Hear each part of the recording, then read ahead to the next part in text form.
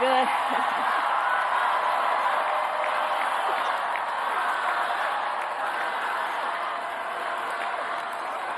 Good afternoon, everyone. Good afternoon.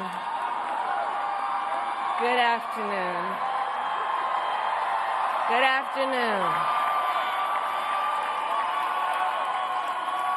Thank you all. Thank you, thank you. Thank you, thank you. So let me say, and I love you back, and I love you back. So let me say, my heart is full today. My heart is full today, full of gratitude for the trust you have placed in me, full of love for our country, and full of resolve. The outcome of this election is not what we wanted, not what we fought for, not what we voted for, but hear me when I say,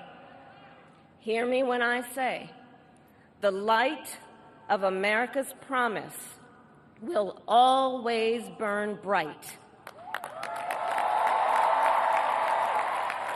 As long as we never give up, and as long as we keep fighting.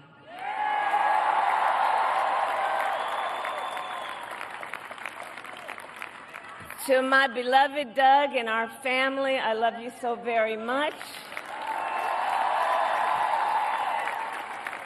To President Biden and Dr. Biden, thank you for your faith and support. To Governor Walz and the Walz family, I know your service to our nation will continue. And to my extraordinary team, to the volunteers who gave so much of themselves, to the poll workers and the local election officials, I thank you all. Look, I am so proud of the race we ran, and the way we ran it, over the 107 days of this campaign. We have been intentional about building community and building coalitions, bringing people together from every walk of life and background, united by love of country with enthusiasm and joy in our fight for America's future. And we did it with the knowledge that we all have so much more in common than what separates us. Now, I know folks are feeling and experiencing a range of emotions right now. I get it. But we must accept the results of this election. Earlier today, I spoke with President-elect Trump and congratulated him on his victory. I also told him that we will help him and his team with their transition, and that we will engage in a peaceful transfer of power.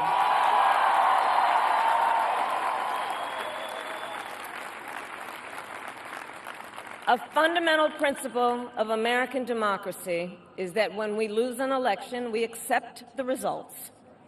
That principle, as much as any other, distinguishes democracy from monarchy or tyranny. And anyone who seeks the public trust must honor it. At the same time, in our nation, we owe loyalty not to a president or a party, but to the Constitution of the United States.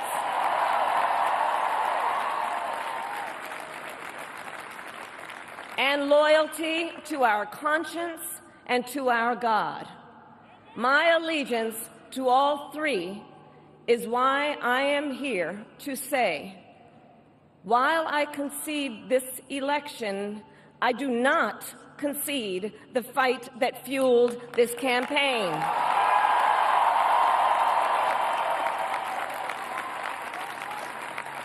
The fight for freedom, for opportunity, for fairness, and the dignity of all people, a fight for the ideals at the heart of our nation, the ideals that reflect America at our best. That is a fight I will never give up.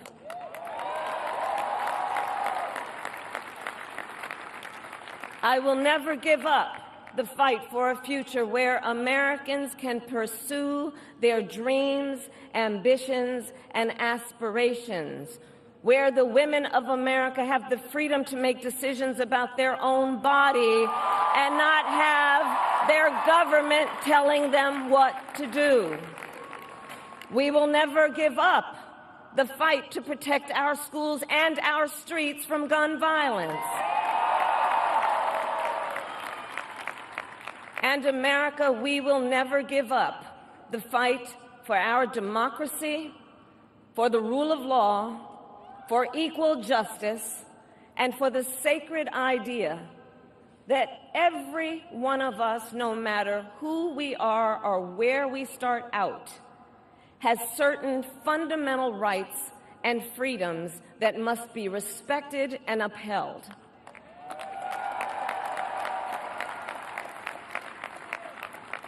And we will continue to wage this fight in the voting booth, in the courts, and in the public square.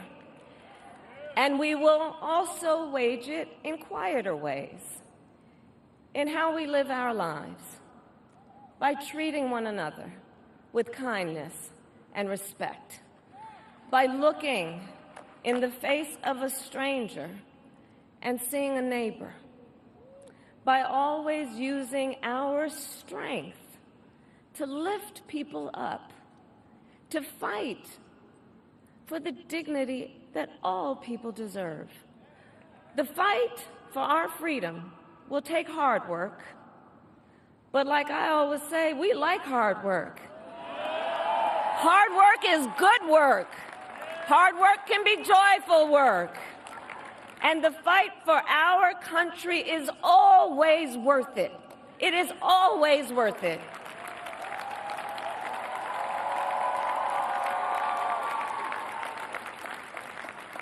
To the young people who are watching, it is...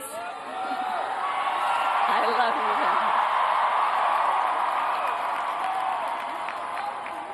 you. To the young people who are watching, it is okay to feel sad and disappointed, but please know it's going to be okay.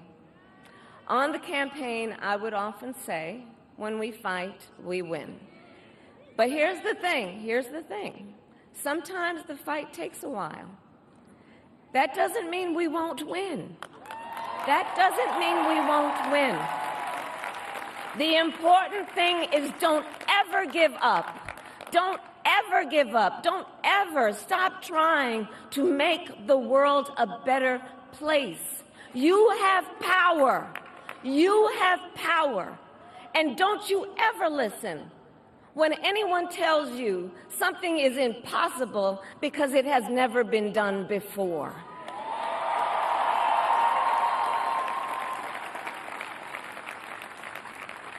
You have the capacity to do extraordinary good in the world. And so to everyone who is watching, do not despair. This is not a time to throw up our hands. This is a time to roll up our sleeves. This is a time to organize, to mobilize, and to stay engaged for the sake of freedom and justice and the future that we all know we can build together. Look, many of you know I started out as a prosecutor, and throughout my career I saw people at some of the worst times in their lives, people who had suffered great harm and great pain, and yet found within themselves the strength and the courage and the resolve to take the stand, to take a stand, to fight for justice, to fight for themselves, to fight for others, So let their courage be our inspiration. Let their determination be our charge. And I'll close with this. There's an adage an historian once called a law of history, true of every society across the ages. The adage is, only when it is dark enough can you see the stars. I know many people feel like we are entering a dark time, but for the benefit of us all, I hope that is not the case. But here's the thing, America, if it is, let us fill the sky with the light of a brilliant, brilliant billion of stars. The light of optimism, of faith, of truth, and service.